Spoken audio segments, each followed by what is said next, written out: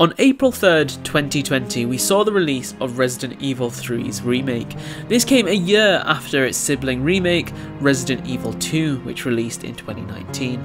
While the reception for both games varied, generally the first of the two remakes in this duo, that of course being Resident Evil 2, was received far more positively, and a lot of this stemmed from the utilisation of their respective original releases and the foundations that they set in place for their remakes. The original Resident Evil 3 was very well received by the community and still to this day has a very strong following. There are many factors as to why this was, but a lot of what made the game was the atmosphere the game was able to create, combining the streets of Raccoon City with a deadly rocket-wielding tyrant hunting you down. It had a diverse set of locations, killer soundtrack and branching pathways, and that's just to name a few. And while the remake followed in its footsteps with many similar story beats, it was clear that Capcom wanted to retcon the story and take a different approach. The development for the remake of Resident Evil 3 started a little after the development started for the remake of Resident Evil 2. It involved a few members of staff that were involved with the production of the original RE3 and gave them an opportunity to rebuild their vision of how Raccoon City should look and how the events involving Jill Valentine should take place. Due to the timing of these games and their development windows, they tried to make the games more connected, given they take place in a very close time frame, with some events even taking place at the same time in the game's universe. Nemesis would have a bunch of iterations, and given the amount of forms he has in the remake, I can only imagine how many concept iterations they actually had. In addition to that, Carlos was also made more of a focus in the story, including how he interacted with Jill, and overall the story as a whole was made more focused and streamlined, which was a slightly different approach to what the original was trying to achieve, but I will elaborate on this when we go through the reasons of how it could have been improved. Improving the final build of the remake can be quite a lengthy discussion, as you may or may not have already seen through forums and other videos going over this topic, but for the sake of trying to keep it nice and concise, I will try my best to keep the list short and focused. Starting that list off, we have the exploration. The original RE3 offered a multitude of locations, with the most prominent cut locations being the Clock Tower and Raccoon Park. In the remake, many locations are either completely cut, condensed, or briefly seen, and this was very damaging to the remake, given it already had the foundations laid out for it by the original, and it was laid out in an excellent fashion, so they just needed to simply modernise the location's aesthetics and modify it to fit the over-the-shoulder gameplay. Many would go on to criticise the release for this very reason, and I feel like this was something they could have easily avoided if they just went with the safe route and made sure everything from the original was there to a decent capacity. Adding on to that exploration point, we have the lack of city. Resident Evil 2 had a large portion taking place in the RPD and then in the Umbrella Labs, so we didn't get to see too much of the Raccoon City streets, which is understandable. Resident Evil 3 on the other hand took place on the streets at surface level, and while we got an okay amount of streets to explore, it can get very old very quickly.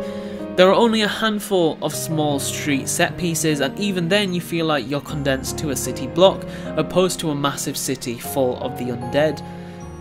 In the original game we did get quite a lot of areas of the city, so not having them in the remake once again just took a lot away from the potential that this game had. And as I said before, they also cut proper locations that were in the original, like the Clock Tower and Raccoon Park, so this only made it worse that they didn't emphasise how big the city actually is and make it more explorable for the player.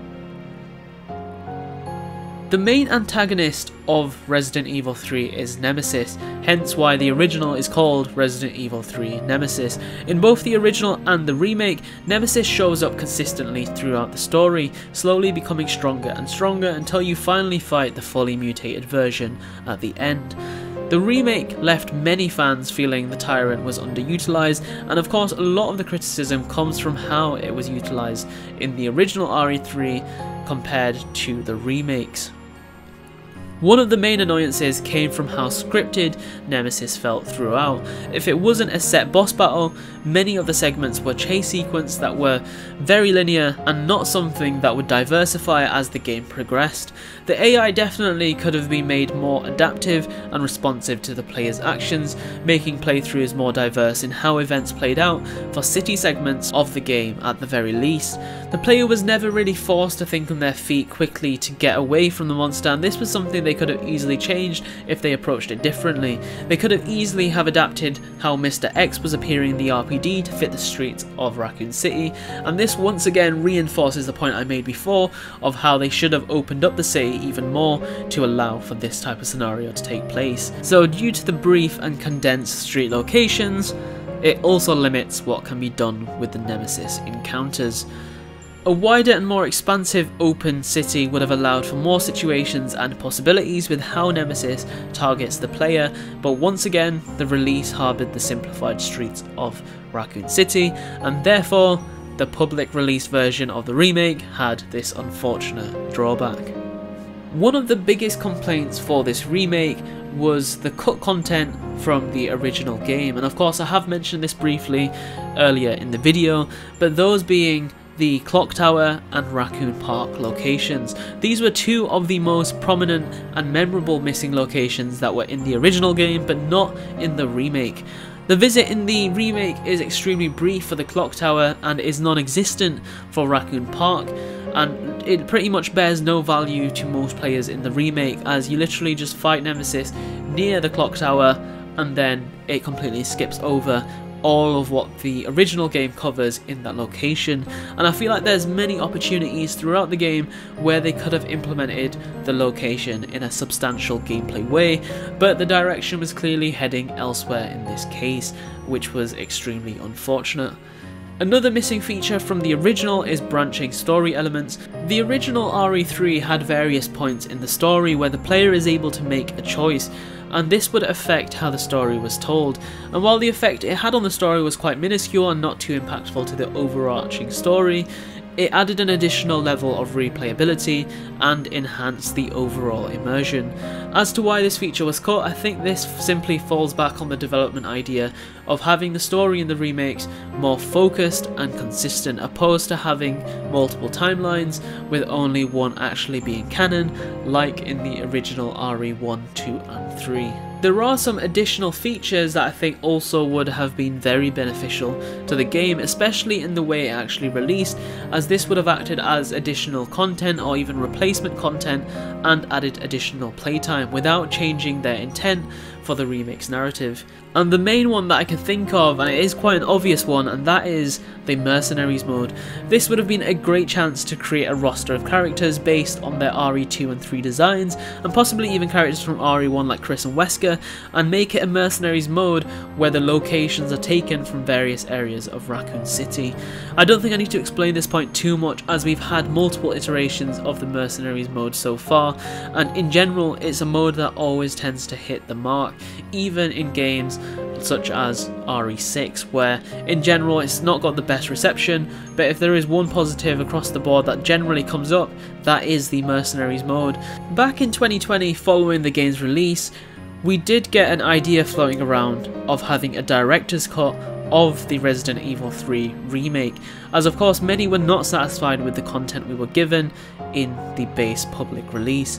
I think a good way of summing up this release is a good game that had a ridiculous amount of untapped potential and was slightly too short as well.